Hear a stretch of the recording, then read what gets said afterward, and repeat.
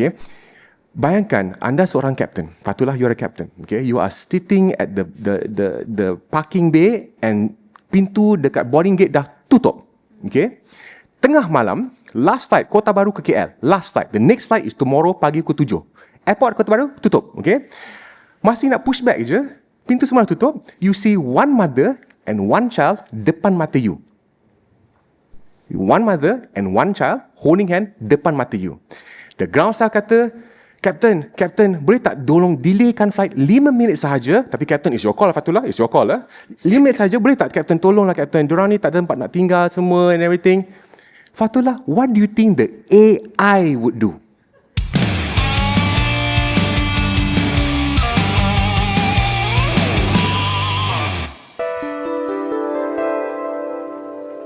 Ladies and gentlemen, we will be starting shortly.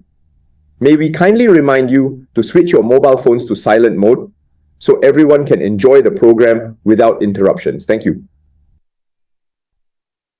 Hello KL Podfest. Selamat datang ke hari ketiga festival hujung minggu ini.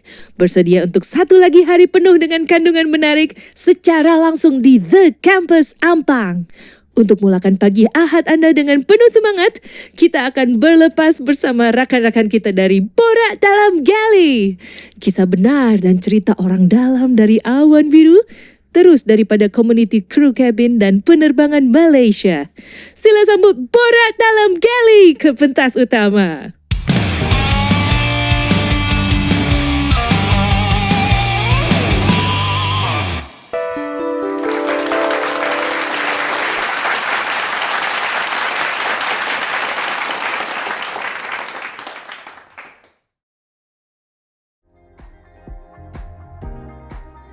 Okey, Assalamualaikum. Hai semua, apa khabar?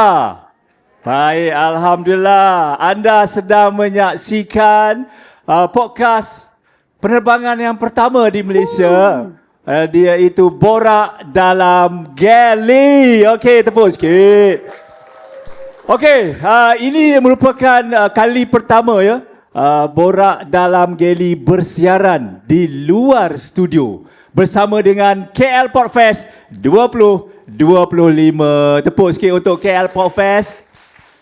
Thank you KL Podfest for having us today. Dan hari ini saya keseorangan nampaknya sebab rakan seperjuangan selalu berada di sebelah kiri, sebelah kanan. Kanan saya selalu CK Faizal, dia tidak dapat bersama-sama kerana beliau ada tugasan yang lain dekat di Alostar, tak silap saya. Pun begitu, tak apa. Bersama-sama saya hari ini merupakan dua orang tetamu yang dari awal lagi sebenarnya telah pun muncul di podcast Borak dalam Galley. So the views, diorang punya views diorang ini memang kencang, over than 100,000. Dekat TikTok lagilah. Dan seorang lagi tu sampai million. Kapten JFK ramai komen yang best-best semua. Oh, aku dah bagi tahu dah nama dia. Terlepas. Okey, dia terlepas. Okey. Dan kita akan bersama dengan dua orang tetamu iaitu Tengku Rosmita ataupun Kak Ros. Kak Ros. Ya, dan juga kita ada Kapten JFK. Tepuk sikit. Ya. Kepada yang baru masuk, terima kasih. Ambil tempat duduk dulu. Okey, right.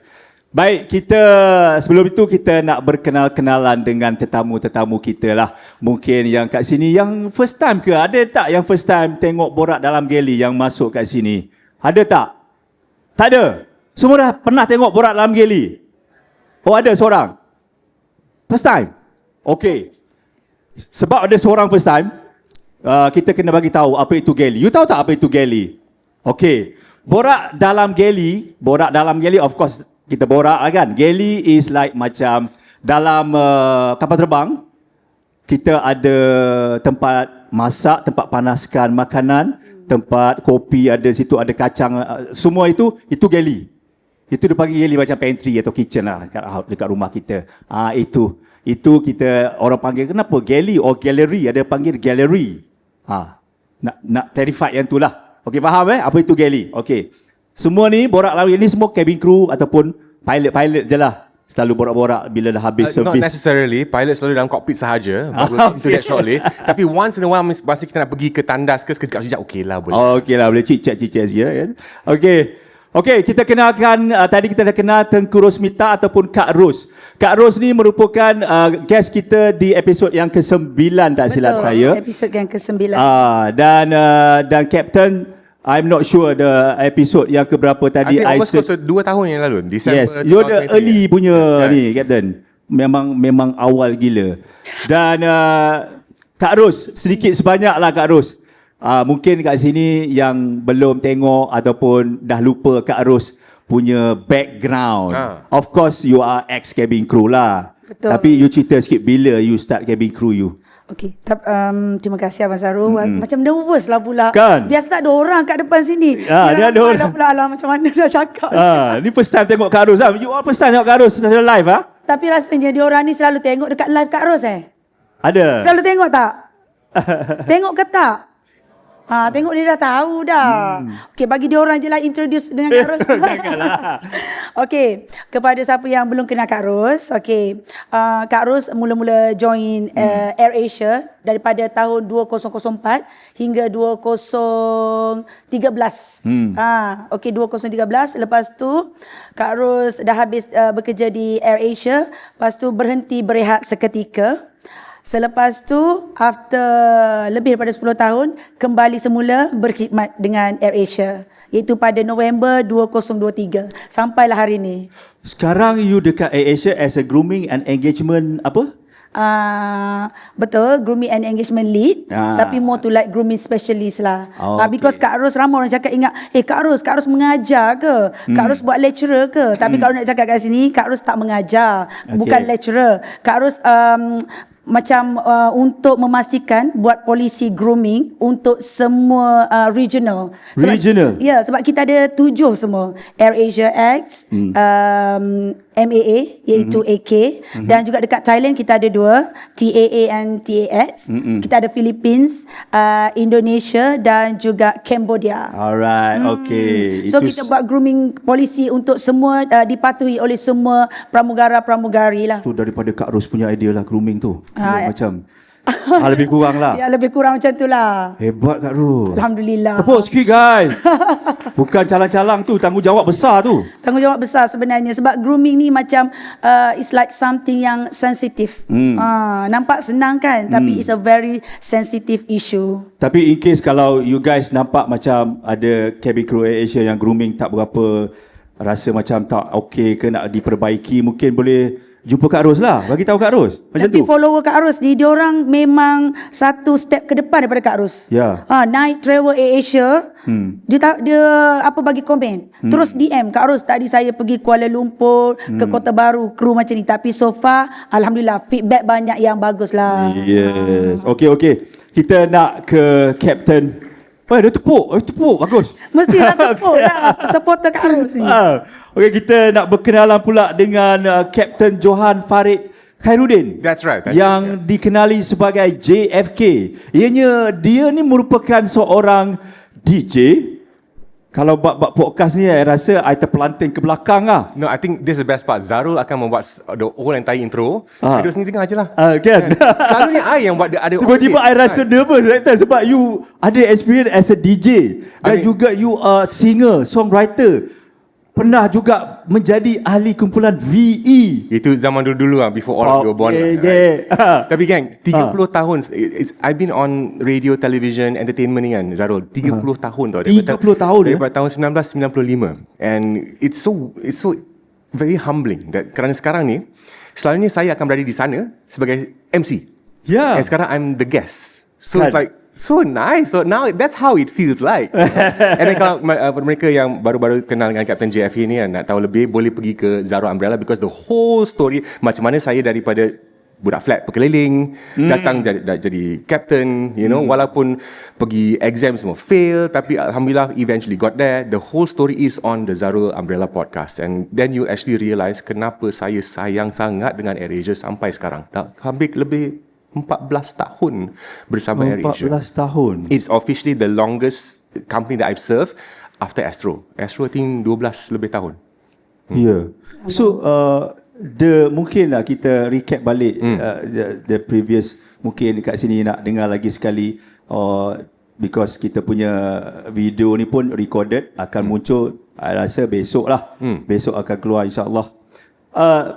Bagaimana permulaan untuk you bangun satu hari pagi tu, okay, aku nak jadi pilot lah. No gang.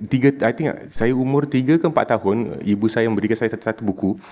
Dia ada the landing gear, the cockpit, the pilot. Buku baca betul. Best lah, seronok anak. Daripada saya umur 3 tahun, 4 tahun, saya dah tahu saya memang nak jadi seorang juruterbang. Tapi duit macam mana gang? It's not easy, it's not cheap kan. So bila pergi sekolah, bila nak tulis, okay, nak jadi Johan, nak jadi apa bila besar nanti? Saya nak jadi pilot. All the friends semua kata kau tak boleh lah, you cannot lah kan. So bayangkan daripada sekolah sampai pergi tingkatan yang 3, dan dia kata no lah, cannot lah, because I was budak masa tu gemuk lah, pakai spek lah. So saya kata, tapi nak main cikgu semua cakap lah, Johan, kalau kau tak jadi pilot kan, tak boleh lah, kau suka buat apa? Aku suka cakap. Okay lah, kau jadi DJ lah kan, kau ada penyanyi, okay, dah suka cakap kan. So jadilah seorang DJ. So that's why from singing, songwriting, music production, Alhamdulillah I actually got a job with Hits FM tahun 99, 2000, and then I was on radio, and then masa tu 2003 saya muncul dalam program Mentor TV3 sebagai host bersama Ezlin. So from radio to television, and then I went back into some corporate management with Astro. And then pada tahun 2009 tu, Alhamdulillah I managed to save up enough money, and then pergi ke Australia untuk dapatkan lesen memandu kapal terbang. Kenapa Zarul? I think you remember 2 years ago we were talking in this podcast as well. Pada tahun 2009 tu saya nak jadi seorang juruterbang, tapi SPM saya semua fail. Literally, I mean, I'll be honest, the only satu A saja dalam SPM saya iaitu bahasa Inggeris. Matematik fail, fizik memang tak buat. Business, masa tu I think saya jurusan arts kan. Ingat tak dulu kita nak buat SPM ni, kita ada grade kan, grade 1, grade 2, grade 3, lepas tu SAP ataupun sijil am pelajaran. Alright, dapat sijil am pelajaran lah. So bila nak pergi ke flying school, mereka kena ada kredit dalam ini, kredit dalam itu. Saya kredit semua tak ada. Jadi okay, masa tu DCA Malaysia kata, kau ni kan, kalau if you really want to become a pilot, why don't you go overseas, di mana the requirements is do your hard work, okay? So I pergi ke Australia, dapatkan lesen terbang yang penuh dekat Australia tu, gunakan lesen terbang itu balik ke Malaysia sebagai SPM. Okay. And then dia orang cakap, okay, you think you so smart lah, okay, kalau macam tu you kena buat semua all the exams yang kita ada 16 ke 14 exam papers kan dekat Malaysia punya dan international punya papers kan. Saya buatlah, pass. Lepas pass tu, dia kata, okay lah, you kena fly sikit. Long story short, sekarang ni saya ada 2 lesen. Satu lesen penerbangan penuh di Australia, satu lesen penerbangan penuh di Malaysia. So, there you go. Until now, I'm still thinking macam mana saya buat, Azharul. Tapi dengan the commitment, boleh buat. Boleh buat. Tapi it's a lot of hard work lah. Betul. Tapi you punya semangat untuk jadi pilot itu yang orang kata nak Sri Budaya lah. That's why like Kak Ros will agree as well. Macam orang nak jadi cabin crew kat AirAsia kan, pergi interview fail, lepas tu dia get disappointed kan Kak Ros? Betul, kan? Ada yang datang 20 kali pun ada. But this is very important untuk pendengar-pendengar dan juga people yang watching us. Kalau kita fail the first time interview kat AirAsia, cadet pilot ke cabin crew ke, jangan putus asa. Ada yang 20 lebih tahun kan, 20 times doing it baru dapat kan. And I'm one of the proof as well dekat AirAsia ni. Semua direct entry first officer dengan cadet pilot fail. Until I think 8-9 kali buat, I think I finally dapat masuk AirAsia 2012 je. So just to share with you lah, it's not pergi buat exam pass, it doesn't work that way most of the time. Of course ada yang akan pass, but then kita tengok itu je, but we don't see that the majority tak lepas the first time. Okay, I wonder lah, you suka, you know, you DJ, penyanyi, and then buat TV host. Tiba-tiba you masuk dalam cockpit tu, you dengan instrumen semua. Dunia lain. Zarul, completely different. Cope up with that lah. For me, apa yang saya belajar dalam bidang ataupun industri hiburan ataupun entertainment adalah, and perbezaan di antara the entertainment world and the aviation world is actually not much tau, because the bottom line is disiplin, karakter, and satu pendengar, lagi satu penumpang. Apa yang mereka nak is just to feel happy, to feel safe. Orang masa telefon saya dekat konti radio pukul 3-4 pagi, semua menangis nak dengar lagu lah, DJ nak, boleh, okay, I mainkan. Bila dengar lagu tu, best dia punya perasaan dia. Sama juga dengan penumpang saya sekarang. Captain, saya dah masuk dalam turbulence ni, saya worried lah. Don't worry, I will talk to you. Ladies and gentlemen, this is your captain. We are going into a little bit of turbulence. I'm going to turn the seatbelt sign on. Don't worry, dia gedebak-gedebuk sekejap je. And then after that, they feel better. So yang paling penting, the common denominator di antara entertainment, engagement and aviation is communication. Correct. Because why, Captain? I think kat sini pun akan setuju dengan saya bila kita melalui turbulence. When there's nothing, informasi daripada cockpit, Takut, gang. Anxious. semua I get macam, what anxious. happened ni? Apa jadi ni? Kan? That's why macam you cakap tadi, benda tu penting untuk tenangkan passenger. Betul. Sebenarnya kru pun as well kan. Betul tak Kak Betul. Ros? Sebab Kita pun announcement- kalau kopi tak bagi, kenapa ni apa weh? Sebab tu announcement tu kalau nak jadi cabin crew, Abang Zarul nak share sedikit, Captain. So kalau nak jadi cabin crew tu, orang ingat macam nak kena ada look saja. Tapi kena action tu very fast. Betul. Terbelin selama bergoyang-goyang dalam tu kan. So kita tak tahu nak buat apa, kena grab terus buat announcement. Ladies and gentlemen, the captain has turned on the seatbelt sign as we are going through some weather condition.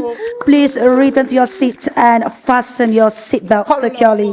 Usage of the lavatories or toilet at this time is not permitted. Macam tu. So, macam tu. Sebab tu kalau nak cakap nak jadi pramugara-pramugari ni is not only for the look. Betul. You have to be like communication skill tu kena. Kan? Contoh dia, kalau passenger tertinggal barang, alamak macam mana, takkan kita cakap, pakcik, barang pakcik tertinggal. Doesn't look professional, you know. Kalau tahu, macam selalu pesan dekat adik-adik kat luar sana, AirAsia, I know we are like low cost airline. Of course, we are the best, the world best low cost airline at the Skytrack. Kita dah menang hari tu kan? 16 kali, geng. 16 kali guys. The way kita nak bercakap apa-apa tu, kita kena look like presentable. The way we talk, the way we walk, the way we carry, the way we collect the rubbish also kena nampak expensive. Kak Ros, Zarul, mitos terbesar yang as a captain I've experienced dengan passengers ni kan, okay, is ala cabin crew diorang serve coffee dengan tea saja, which is absolutely not true. Can we break this mitos sekarang ni? Ya, betul. Cabin crew ataupun the crew yang we have dekat belakang dalam cabin tu kan, their main job apa? Satu kataan je. Safety. Betul. Itu nombor satu tau.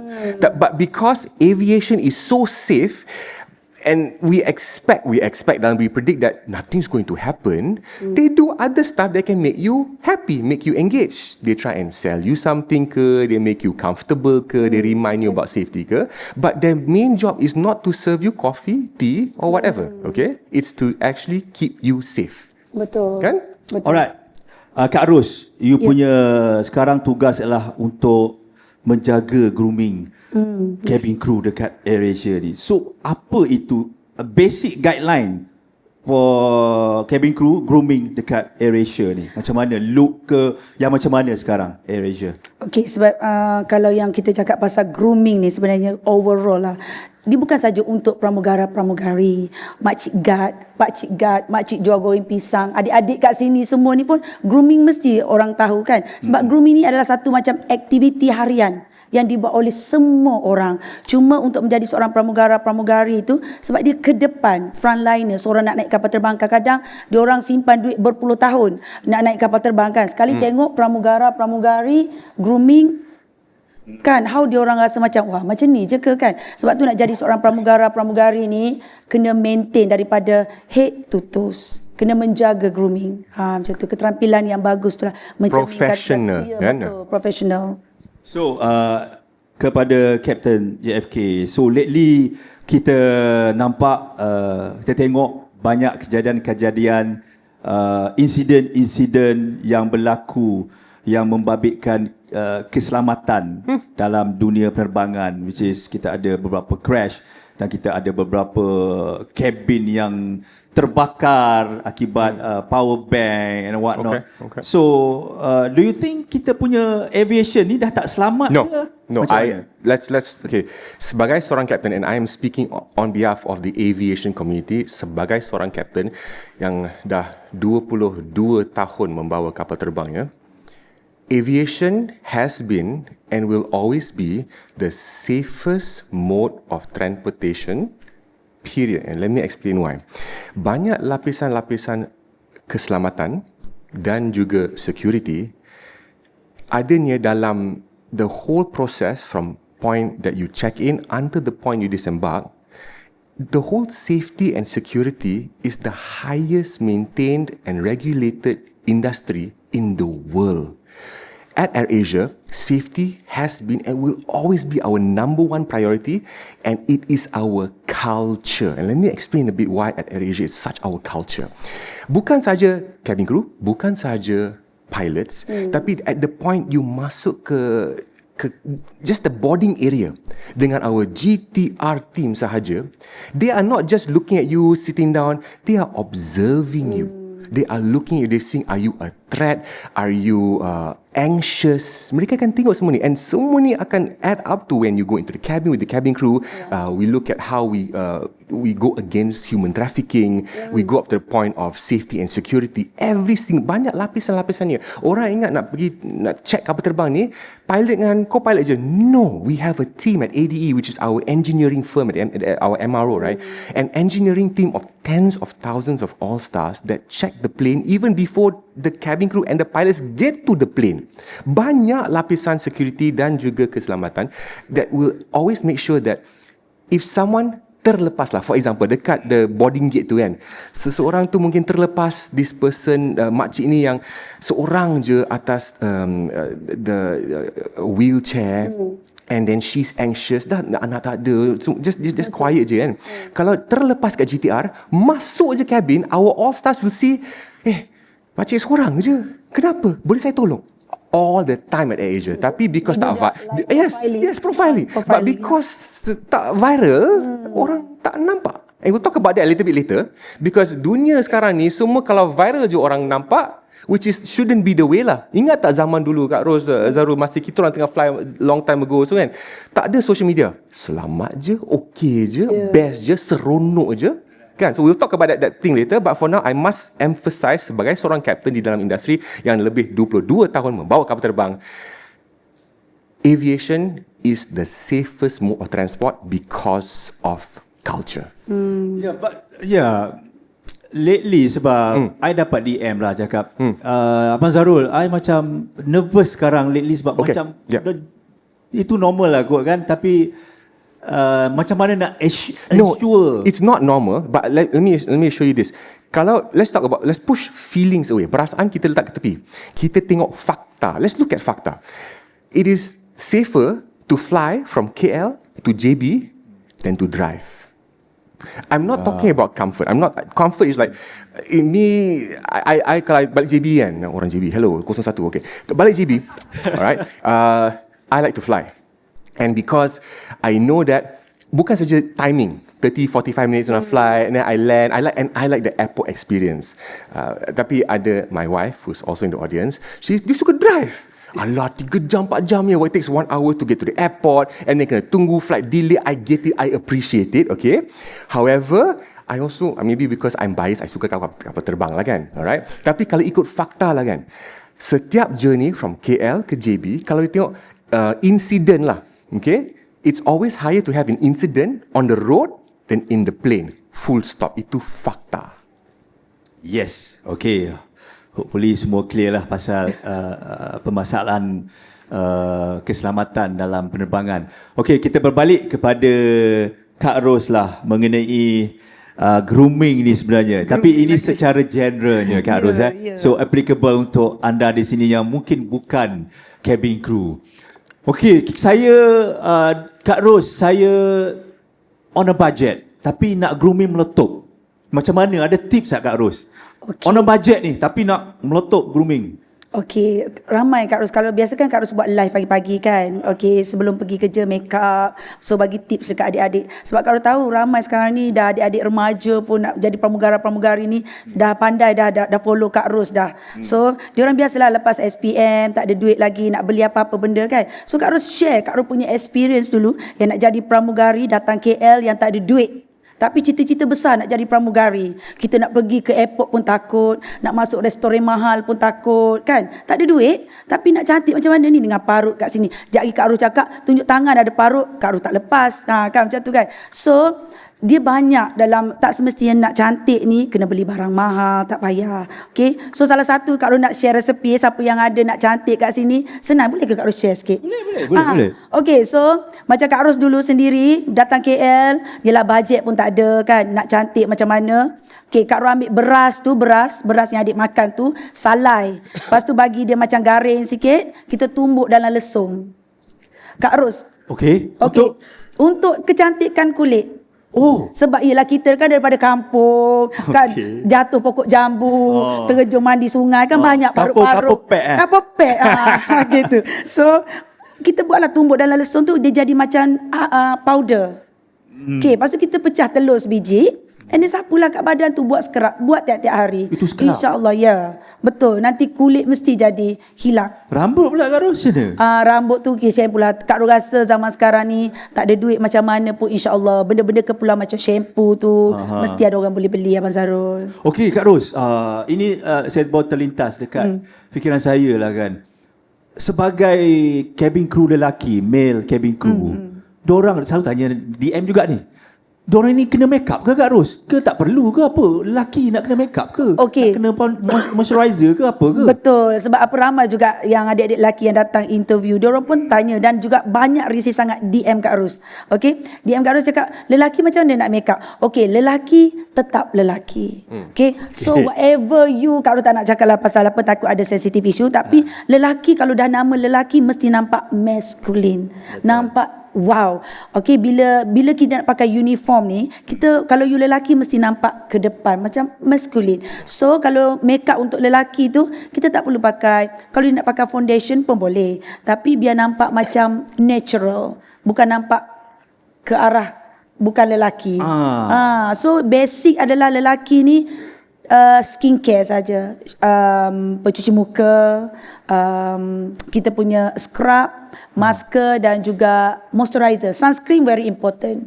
Especially kalau kita fly dekat atas sana dry. Betul. That's why. Betul, sebab tu kalau macam kita nak jadi, sebenarnya nak jadi pramugara-pramugari ni, we are not looking for super duper gorgeous sexy looking, but it's still like presentable. Okay, orang tengok tu charming.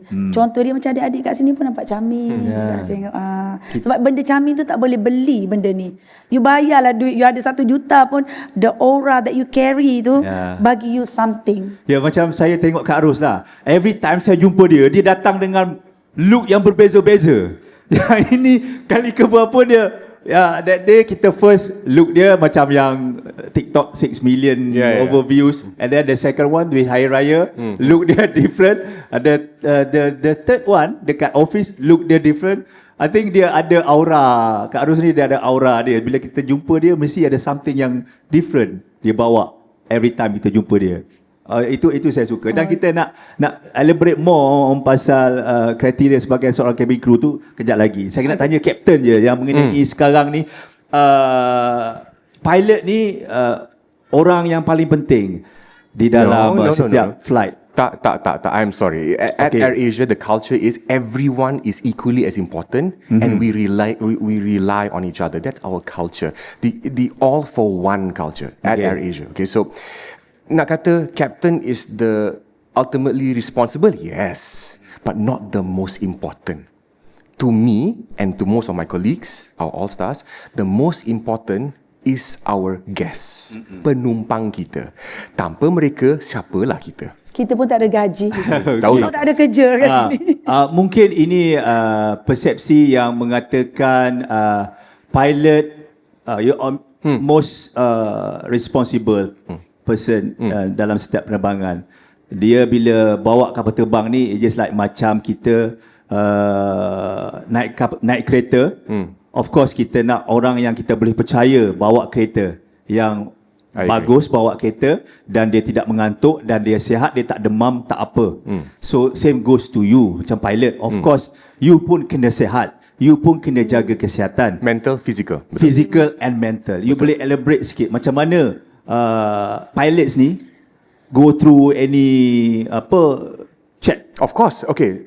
Nak jadi seorang juruterbang ni bukan sekadar-sekadar bawa kapal daripada A ke B. It's a very big responsibility.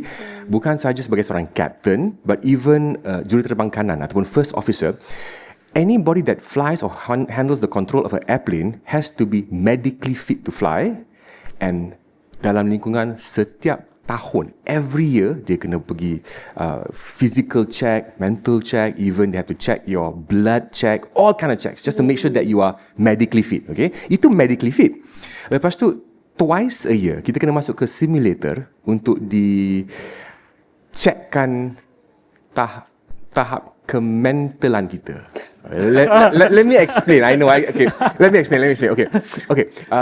Setiap kali kita terbang sebagai seorang juruterbang dari point A ke point B, okay, most of the time the flight is actually quite standard. Kalau once in a while ada some weather, gelebak-gelebuk, that one's standard, alright. But most of the time, because aviation is so safe, nothing really bad happens. Really, this is fakta. Tapi setiap 2 kali setahun, setiap 6 bulan, Captain dengan co-pilot akan dimasukkan ke dalam satu simulator dan mereka akan, the instructors and examiners akan hentam kita. Ya, computer game. Bayangkan computer game dengan macam all the buttons and everything, and then selama 4 jam dia akan bagi engine failure, dia akan pecahkan satu wing, dia akan pecahkan kargo, dia akan bagi fire, dia akan kata mungkin medical non-stop selama 4 jam. Tugas kita adalah bukan untuk menyelamatkan kapal terbang itu, tapi untuk assurekan that we are following the SOP to save the airplane. Crazy, ya? Every 6 months. Dan kalau kita fail, bukan crash fail, tapi tidak mengikut SOP, kami akan grounded.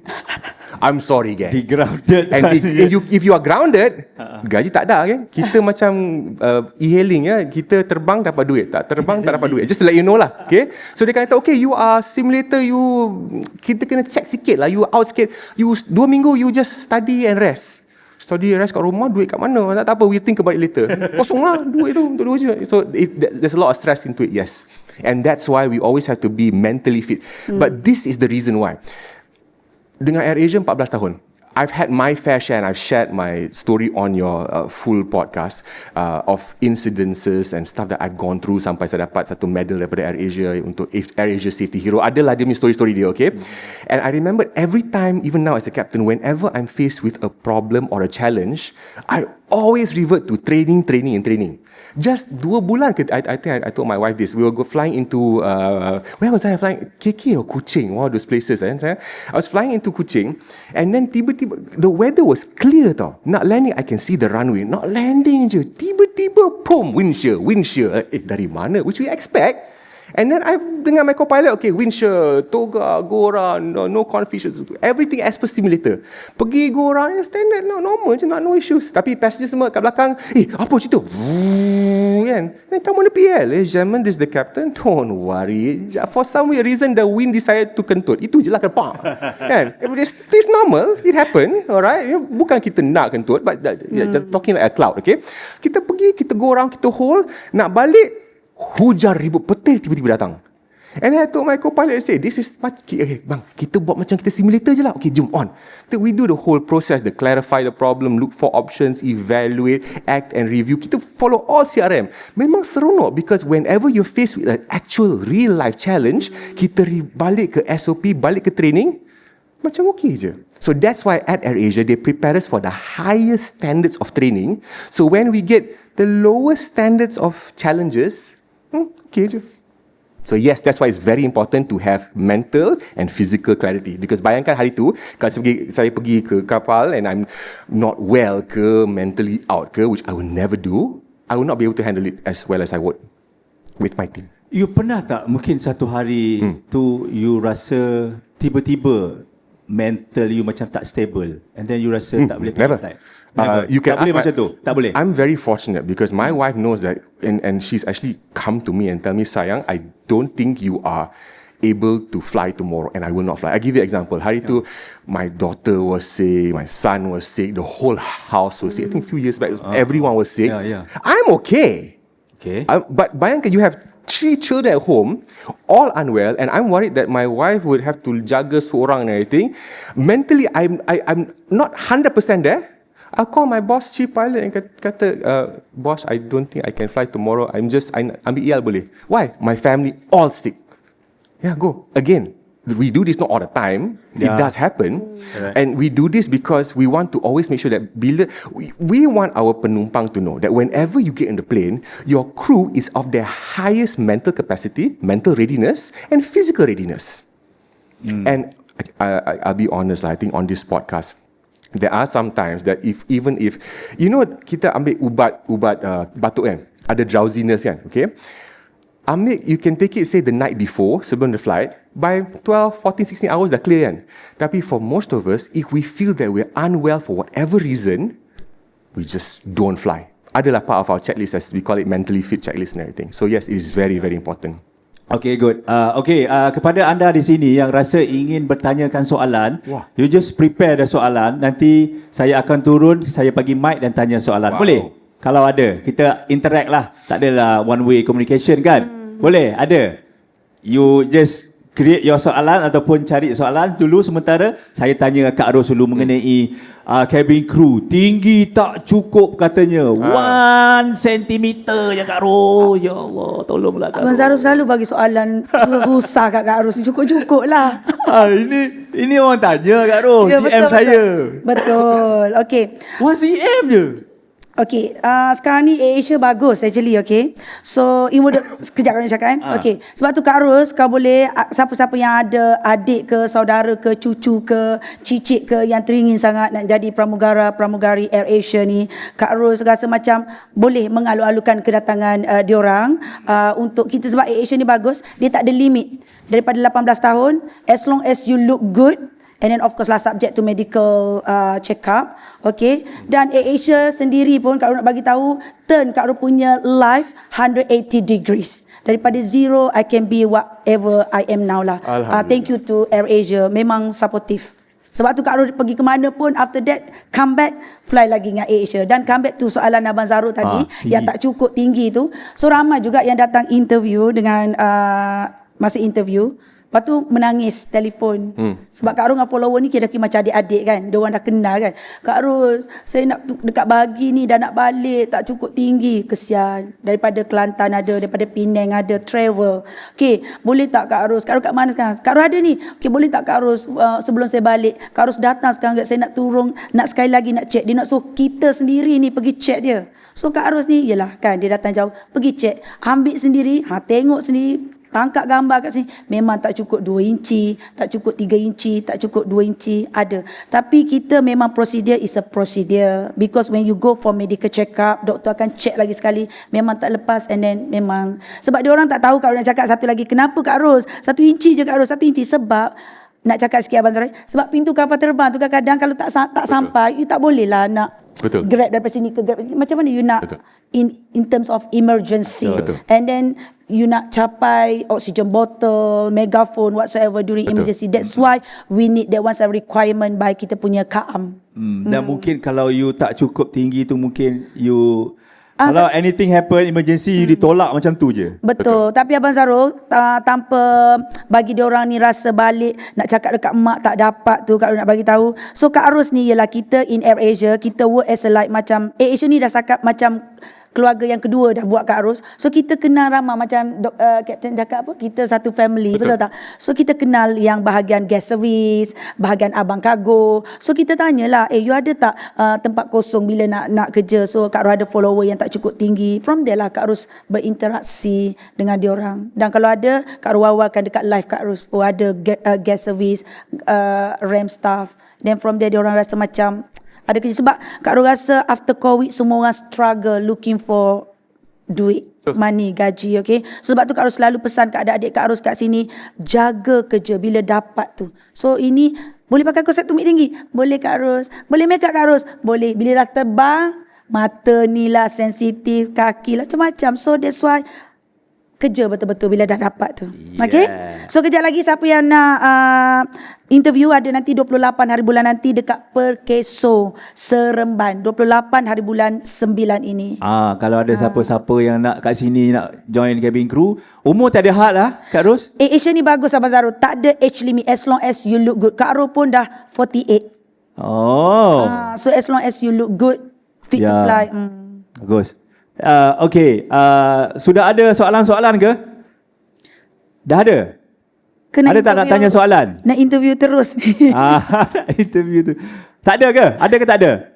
Ada. Okay, you hold sekejap. Nanti saya pergi kat you. Saya nak tanya ke Kapten dulu mengenai masa depan. I mean career progression as a pilot. You tahu pilot ni duduk dalam cockpit all the way sampai you pencen ke Kapten macam mana? Boleh. It depends. I think the misconception is that nak jadi seorang juruterbang ni sampai retire ke? Boleh. Banyak kawan-kawan saya yang dah retire sebagai seorang captain. No issues at all. We're looking at what do you want in life. Apa yang kita nak.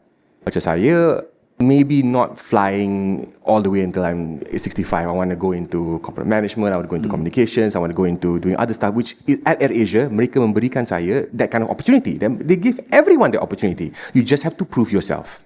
Alright. So tak semestinya nak retire at 65 as a pilot. You can still fly and do other stuff as well. Tapi ramai juga yang kata dia just want to maintain a simple life lah. 65 tahun, bawa kapal terbang once every while. Okay, go ahead. It depends on what you actually want. Yeah, because why? The other airline kan, dia punya CEO was a pilot. That's why I tanya. Oh, It can be a CEO as well dekat dalam At AirAsia, Dato' Kapten Fareh is our CEO. He's a pilot as well. Yeah. Okay. So, ada- but you don't have to be a pilot to be a CEO. I'm just saying that ada, you know. So there are a lot of other opportunities that bukan saja sebagai seorang juruterbang you have to retire as a captain. You can do other stuff as well, and you should be doing other stuff as well. So tidak tidak menghalang you untuk terbang kalau you ada position as a manager. Tak, no, it doesn't. As long as sebagai seorang juruterbang, as long as you fulfill the requirement, the regulatory requirements of 3 take off, 3 landing dalam masa 90 hari, cukup.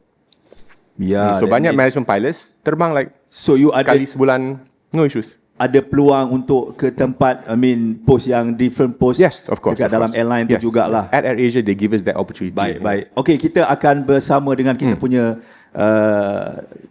punya audience ni untuk tanya dia mengenai apa yang dia nak tanya. Saya turun sekejap Okay. Ada Baik, mikrofon? tak apa, saya pergi dekat awak.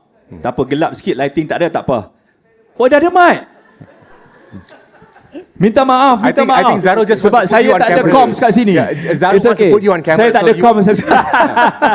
Okay, you dah ada mic. Okay, silakan nama dulu. Okay, good morning, VIPs. Morning. Okay, and the audience. My name is Fatullah Okay. from Singapore. From Singapore? Portugal. Yes, correct. How do you spell that? FATHULLAH. Fatullah. Alright. Fatullah. Yes, correct. Okay, so I'm in the airline industry as well. So this podcast creates a lot of interest in my area of expertise. Oh, cool. Thank you. So basically, we are always evolving. I'm in a part of a call reservation center, and we also deal with customers, customers experience sales, right? So with the AI integrating in this airline industry, how do we see the evolution of this AI taking over probably the roles of a flight attendant or a pilot as well as a system moving forward? Like right now, everything that we go through, it can be as no passport, we just scan the face and that's it. How are we looking at AI being part of our daily lives for the next maybe 5-10 years, because technology always keep on evolving? That's right. Alright. That's my question. Thank you. Thank you, Fatullah. Okay. Ini AI ni saya dah tak ada dalam sistem lagi sebenarnya. So maybe you guys masih lagi berada dalam, mungkin ada Kak Ros, you want to say anything? Ada. Any thoughts you have about AI? Using AI sekarang kat office, Kak Ros? Okay, dekat AI, dekat office sekarang kita dah baru implement. So maknanya semua staff kat situ kita tak ada nak pakai macam touch and go ke, just masuk kat situ, just terus itu boleh sajalah. enter. Itu sajalah so far. So maknanya semua staff kena compulsory untuk tak payah nak touch card ke apa, terus stand je, whatever boleh masuk. No, I think Kak Ros is right, because not only that, this again, we talk when it comes to airline operations, we're always looking at efficiency. How do we make things better for everyone? But there is a certain level of comfort sebagai seorang penumpang. Adakah anda akan rasa selamat kalau anda tahu dekat depan sana tu, anda buka pintu, tak ada orang? Komputer je. No, let's be honest, okay? I will never put my children on a plane with no pilot. I am sorry. Oh, tapi captain, satu captain je okay. No, it's okay. We always need a check and balance because sometimes humans are never perfect. Hint, hint. So we always cross-check each other. Sometimes, being human, we have moods. But that's where you can say, tapi AI got no mood. And that's where we actually might run into a little bit of a challenge. I'll give you one example. So I shared this on your story, okay? Bayangkan anda seorang captain. Patutlah you're a captain. Okay, you are sitting at the parking bay and pintu dekat boarding gate dah tutup. Okay, tengah malam, last flight Kota Baru ke KL. Last flight. The next flight is tomorrow pagi pukul 7. Airport Kota Baru tutup. Okay, masih nak push back je, pintu semua dah tutup. You see one mother and one child depan mata you. One mother and one child holding hand depan mata you. The ground staff kata, Captain, boleh tak tolong delaykan flight 5 minit sahaja? Tapi Captain, it's your call Fatullah, it's your call lah. 5 minit sahaja, boleh tak Captain, tolonglah Captain. Diorang ni tak ada tempat nak tinggal semua and everything. Fatullah, what do you think the AI would do? I'm not going to answer. I'm not going to say what I did. But I'm going to ask you, what do you think the AI would do? That's what Fatullah said it. Fatullah said AI will do that, okay? But that's why, so when it comes to comfort, that's where we're looking at in the near future. We want to improve efficiency, but ultimately, as a captain, I can tell you now, nothing is going to take my job and my colleague's job for a very long time. InsyaAllah. Ya, sekarang I think kalau AI jadi cabin crew nak attend the call button, tapi okay, kena maki. It's okay, we thank you. I understand your comfort. You're doing very well. You know. Maybe answer the call through video, maybe lah kan dekat depan seat tu. But then tapi pun you tak feel, you know. Correct. That's what I was looking for, Zarul. Human touch tak ada. The feeling is gone. So like So efficiency okay. If you want to change your plane ticket, kena tukar flight, go okay. That one okay. You should try Asbo at AirAsia. We're always evolving it, and it works very well. Orang kata, alah Asbo tak boleh, it's not a person and everything. Yes, but to get the simple stuff like nak tukar nama, no problem. Nak tukar seat, no problem. Nak tukar time, no problem. Tapi nak kata, can I please blah blah blah? That one you talk to a real person. Okay. Alright. Ada any more orang question? lain yang ingin bertanyakan soalan? Yes. Boleh bagi mic dah. Hello. Hello. Siapa nama? My name is Sandra. Hi, Sandra. Okay, so I was a graduate for aviation management, and I worked in MyJet for a while as a flight operator.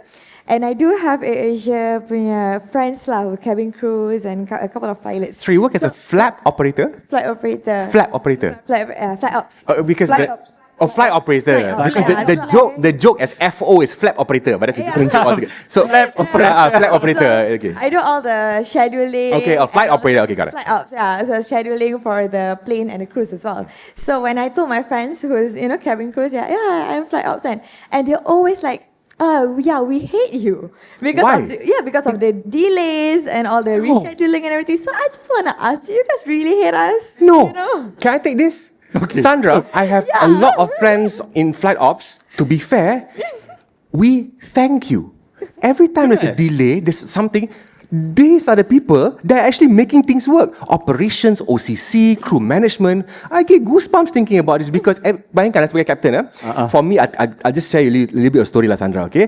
Katakan the engineer comes to me just recently, like 2 weeks ago, Captain, kapal ni tak boleh terbang. I said, kenapa? I tell you later lah, but I cannot terbang. So, for me as a captain, engineer kata tak boleh terbang, tak boleh terbang lah. I don't sign off on the book kan. My job is done. This is where flight ops, alamak, kapal ni AOG lah. Macam mana ni? Then flight ops starts thinking in terms of management. Kapal mana nak gerak, kapal mana nak gerak and everything. And they can work it in such a way that the flight delay mungkin minimal 10-15 minutes sahaja. And then at AirAsia, we actually work as a team. As maybe if I have to step down, another captain will take over. And dia kata, okay, kita ke mana hari ni? Kita ke Hong Kong. Hong Kong flight time berapa? 3:45. Kita ambil route B pula. Route B, burn sikit extra fuel, tapi we can compensate the 15 minutes. Ada cara-cara dia.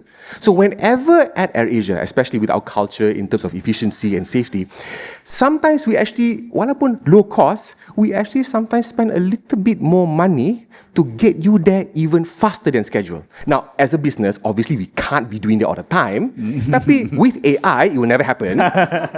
All right, but you get what I'm trying to say, right? This is what we want to always try and do to make our passengers happy. Yeah, because my friends always like macam, I know that they were joking about it.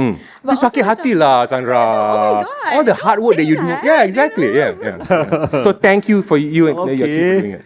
Alright, Really thank one you day so boleh much. masuk my podcast lah. Thank you so Oh, much. yeah, yes, please. Kan? Yeah.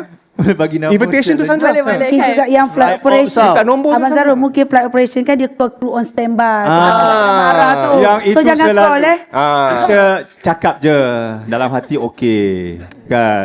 Gelak hati kan. Okey, ada lagi ke? So, last kalau ada. Kalau tak ada kita ada lagi. Ada lagi. Okey, ni kat sini. Alright dah. Okay, last question from audience.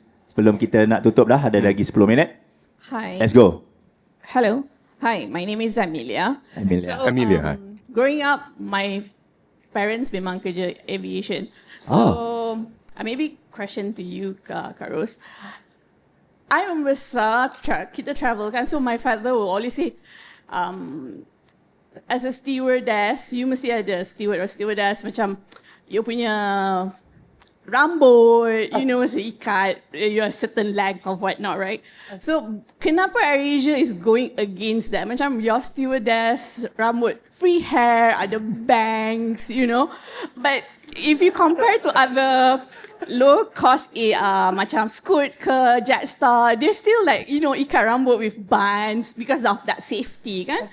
So, my question is, why AirAsia? I know it's pretty, of course, it's very pretty, but in terms of satu safety, because you guys have been saying safety for thousands of times kan on stage, and second, kebersihan.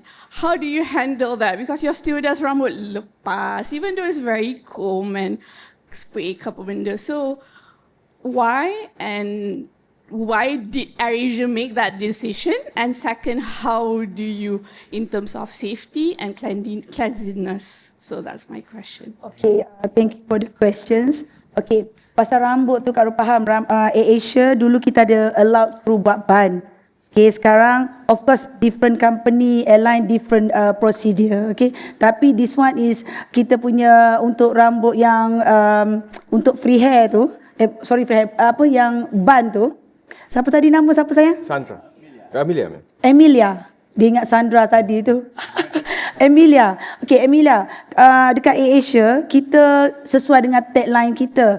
Fun, young and friendly. More to vibrant. That's why kita any colours, lens apa kita boleh pakai. So Kak Ros as a grooming specialist dekat AirAsia, kita tak nak nampak macam army ke, polis ke, you tak boleh buat ni, tak boleh buat tu. Kita nak create satu environment yang fun and friendly. Sebab tu kita dengan wearing skirt, uniform semua tu, kita sesuai dengan rambut yang, orang cakap apa Captain? Rambut I tak tahu, sorry. You have to ask her.